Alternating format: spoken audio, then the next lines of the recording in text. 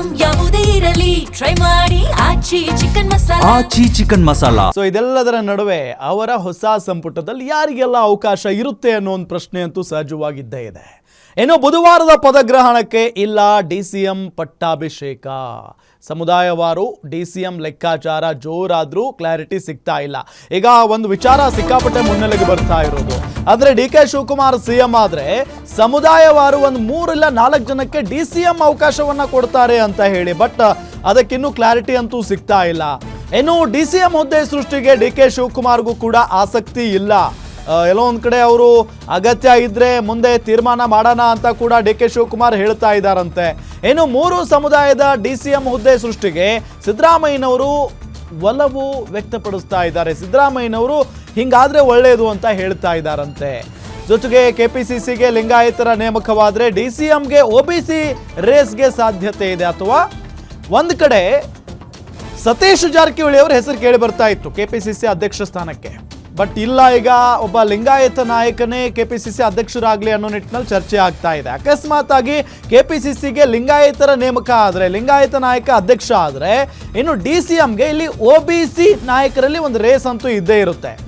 ಒಂದು ಬಹಳ ಪ್ರಮುಖವಾಗಿ ಸತೀಶ್ ಜಾರಕಿಹೊಳಿ ಕೆಪಿಸಿಸಿ ಅಧ್ಯಕ್ಷರಾದರೆ ದಲಿತ, ಲಿಂಗಾಯತ, ಮುಸ್ಲಿಂ ಡಿಸಿಎಂ ಆಗುವಂತ ಸಾಧ್ಯತೆ ಇದ್ದೇ ಇದೆ.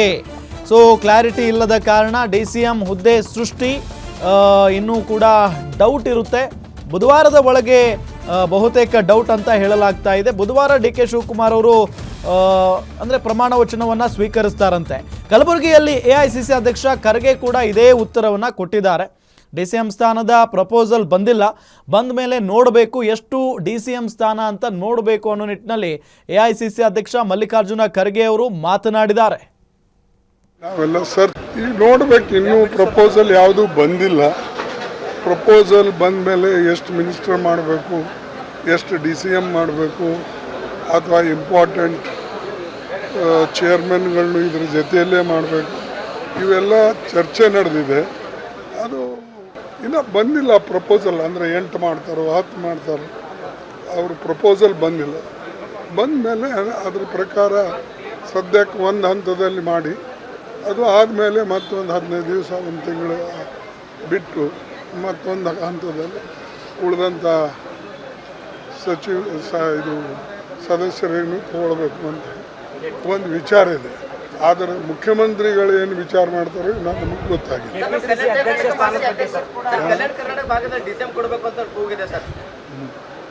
ಓಕೆ, ಮತ್ತೆ ಆಗ್ತಾರೆ ನ್ಯಾಚುರಲಿ. ಇವ್ರು ಬಿಟ್ಟ ಮೇಲೆ ಇನ್ನೊಬ್ಬರು ಬರಲೇಬೇಕು. ನಾವೆಲ್ಲ ಸರ್ಚ್ ಮಾಡ್ತಾ ಇದ್ದೇವೆ, ಒಳ್ಳೆಯವ್ರನ್ನ ನೋಡಿ ಮತ್ತು ಕಾಂಬಿನೇಷನ್ ನೋಡಿ ಮಾಡಬೇಕಾಗ್ತದೆ.